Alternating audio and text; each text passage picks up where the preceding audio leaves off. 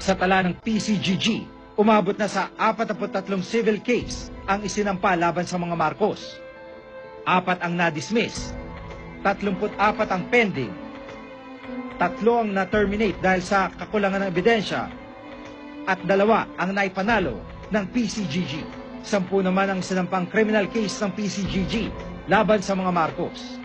Lahat ng ito, pending pa rin hanggang ngayon. Dami-dami nang sinabi nila tungkol sa amin, wala naman silang napatunayan. At hanggang ngayon, marami silang nasasabi, wala naman silang maipakitang pruweba. Aminado naman ang PCGG sa mga limitasyon at kakulangan sa pag-aabol sa yaman ng mga Marcos. Meron talagang mga kakulangan ng PCGG. Dahil sa mahabang panahon na nakalipas, yung mga aming ebidensya, yung mga iba nawala na. Yung mga testigo, either namatay na o ayaw ng tumistigo. Yung ating korte, yung ating sistema ng katarungan, kumbaga, dyan meron ding mga pagkukulang.